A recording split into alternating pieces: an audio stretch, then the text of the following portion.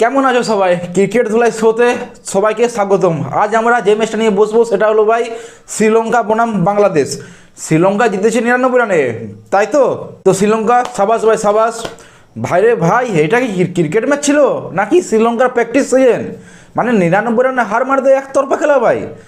প্রথমে আসে শ্রীলঙ্কার ব্যাটিং নিয়ে, কয়েকজন হয়তো পিকনিক এসেছিল, কিন্তু একজন তো মাঠে আগুন লাগিয়ে দিয়েছিল ভাই, কুশল মেন্ডিস।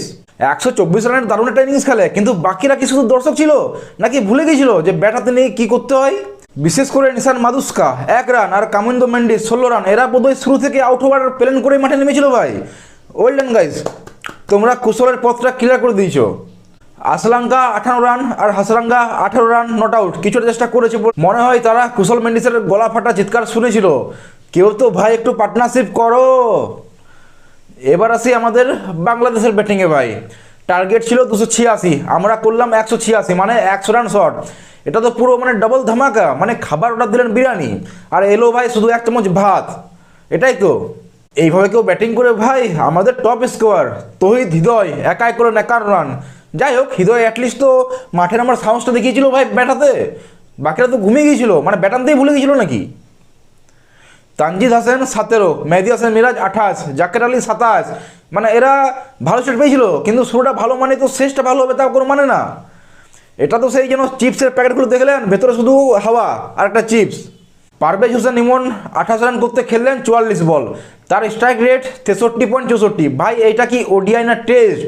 দেখে মনে হচ্ছিল তিনি মাঠের চারপাশে সেই রঙিন রঙিন জিনিস দেখতে এসেছিল ভাই। আর যারা সিঙ্গেল ডিজিট মেরেছে বা গোল্ডেন ডাক মেরেছে, শান্ত 0, তাসকিন আহমেদ 1, তানজিব হাসান সাকিব 5, মানে এটা যেন কে কত দূর তাড়াতাড়ি আউট হতে পারে তার একটা মানে সেই প্রতিযোগিতা আর কি। তো কংগ্রেসের জন্য শান্ত ভাই, আপনি স্পিড রান অ্যাওয়ার্ডটা জিতেছেন। তো শেষ ম্যাচ বলা যায়, এই ম্যাচটা শ্রীলঙ্কার জন্য ছিল একটা আরাম করে কীভাবে জেতা যায় তার একটা মাস্টার ক্লাস, আর বাংলাদেশের জন্য ভাই এটা ছিল একটা কীভাবে নিজের ফ্যানদের মাথায় হাত দিয়ে বসিয়ে দেওয়া যায় তার একটা দারুণ এক্সাম্পল। মানে শ্রীলঙ্কার 99 রানের জয় শুধু একটা জয় ছিল না ভাই, এটা ছিল একটা স্টেটমেন্ট যেখানে লেখা ছিল নেক্সট টাইম ভাই একটু সিরিয়াস হয়ে খেলতে আসবে প্লিজ। আর এই কারণেই ক্রিকেটটা তো মজার ভাই, মাঝে মাঝে একদম কাটায় কাটায় ম্যাচ হয়, আবার মাঝে মাঝে এমন ম্যাচ হয় মানে যেখানে মনে হয় ভাই আজ ঘুম থেকে না উঠলেই ভালো হতো।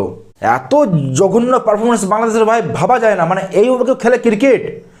এক তো মানে ইজি ক্যাচ মিস করে, যেন মানে সেই গলি ক্রিকেট যাকে বলে আমরা, গলি ক্রিকেট, ওইরকম ক্যাচ মিস করে, মানে গলি ক্রিকেট ওই ক্যাচগুলো মিস হয় না, যে ক্যাচগুলো মিস করেছে কিপারটা। একটাই ভালো করেছিল যে লাস্ট 10 ওভার যখন ভাবা ছিল যে শ্রীলঙ্কা 320-40 মানে 320-30 করতে পারে, তখন ম্যাচটা মানে তখন বোলাররা ভালো বল করেছিল লাস্ট 10 ওভার, ওটা একটা বাংলাদেশের প্লাস পয়েন্ট। বাকি তুমি যাই বলো যাই করো, আর প্রথম উইকেটগুলো নিয়েছিল ব্যাস, বাকি আর কোনো পজিটিভ নেই। শ্রীলঙ্কা পরপর ঘরের মাঠে সিরিজ জিতে যাচ্ছে, হারানোর মানে টিম নেই, শ্রীলঙ্কা হারাবো সেই টিম নেই।